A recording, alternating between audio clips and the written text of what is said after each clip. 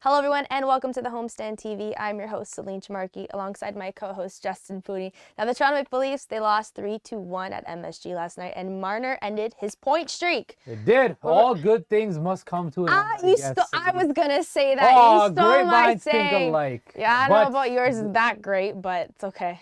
That hurts. That really hurts. But what's your thoughts on the game, Justin?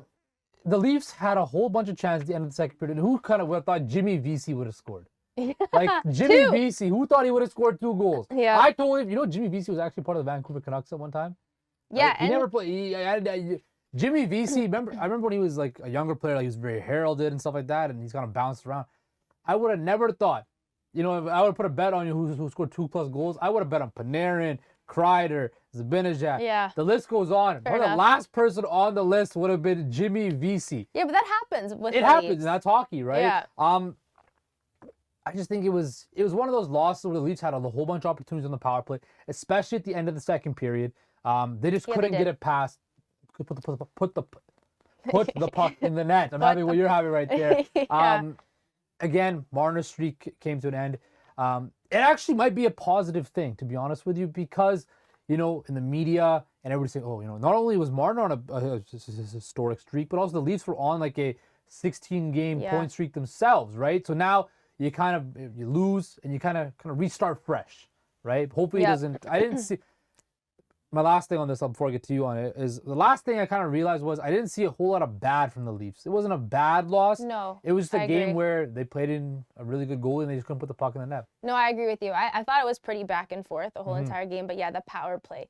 They should have been able to put something together and get some more pucks on that net.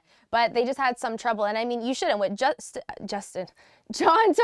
I was going to say Justin Tavares. John Tavares. You have Rasmus Sandin. You have Austin Matthews, Willie Nylander, Mitch Marner, all in the first power play unit. You would think they would conduct something, but they just they couldn't. It's in the game of hockey. It's like any sport. Like sometimes you just run dry. Now, for the Leafs' sake, hopefully, Marner, now that he went on this historic streak, he can start a new one and he doesn't go dry. Because if he goes dry and Matthews start going dry, then you start getting into some trouble. But the way this team is playing, they're firing on all cylinders. I don't think that's going to happen.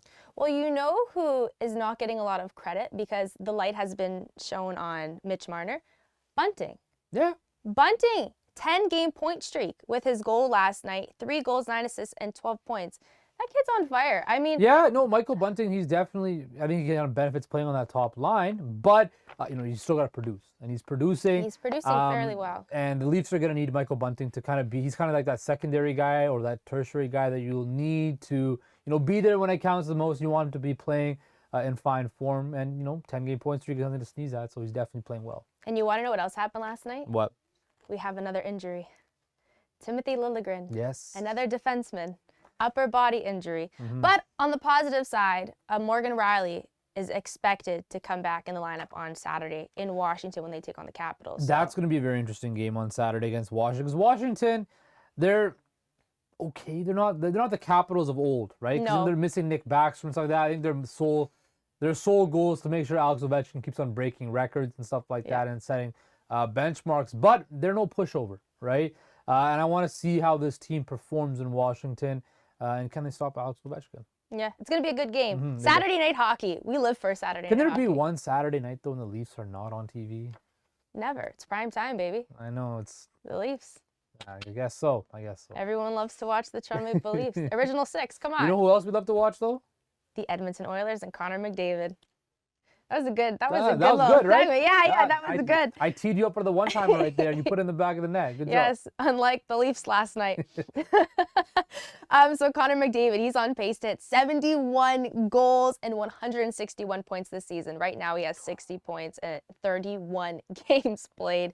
The guy's on fire. I mean, he's more than halfway than surpassing his career high from a couple of years ago. It's pretty crazy. And I mean, with Leon Draisaitl, too, on the same line, it benefits it. Did you see that goal he scored against Nashville a couple nights ago and then last night against St. Louis?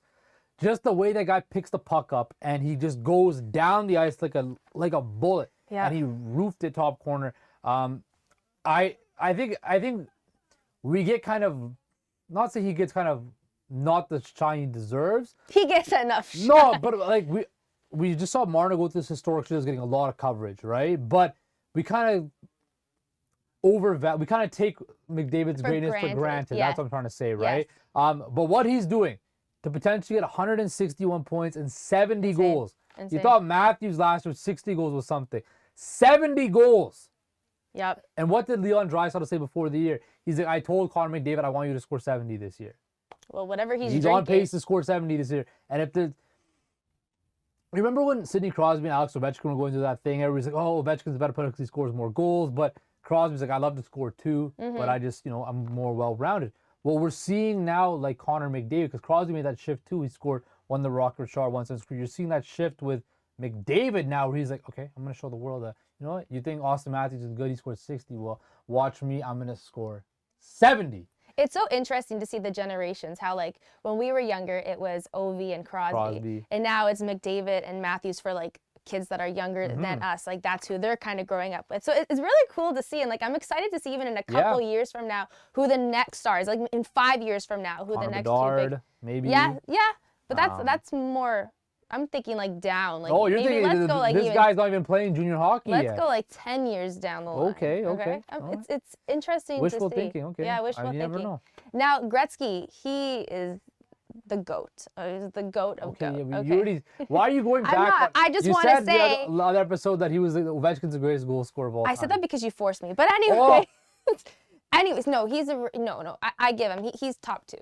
Okay. Gretzky's number one. Okay. But then again, the generation was completely different. Absolutely, from the game was then totally now. different. So yeah, so now it's a lot harder to score goals rather than what it was back then. So I understand. I get it. Okay. I get it. Don't worry. We're gonna work on it, guys, throughout the rest of the season. But Gretzky. So I just wanted to throw this out there. So Gretzky has 2,857 points, all-time NHL leader. Now, in order for McDavid to surpass him, which it's very, very unlikely. It's never going to happen because, like we were just saying, the generations are totally different. He would have to put up 100-point seasons 20 times. That's what he would have to do. So the guy would be 45 years of age. I mean, he could do it. It's Connor McDavid. Nothing surprised me with him, but yeah, that Gretzky point record is never getting touched. No, never. But Yager, that one can possibly get touched. Yeah, maybe. 12 years, he has to put up 100-point seasons.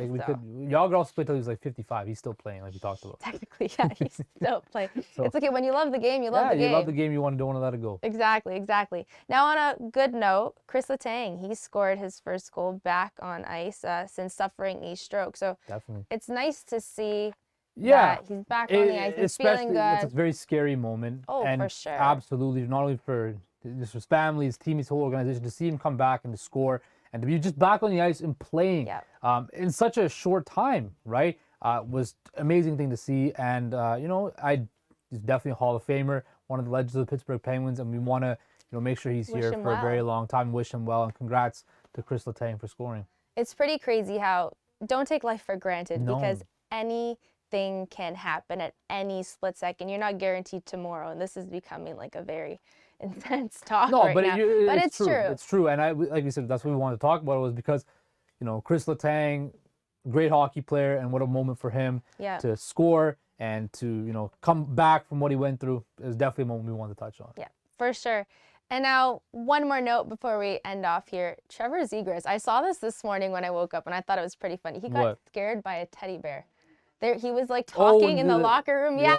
And this teddy bear just like jumped and scared him. I don't know. I thought it was funny, guys. Go look at it. I laughed. Trevor's laugh was hilarious.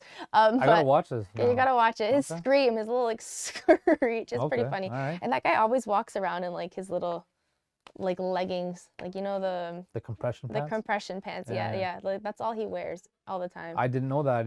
I did not need to know that. Sorry. Yeah.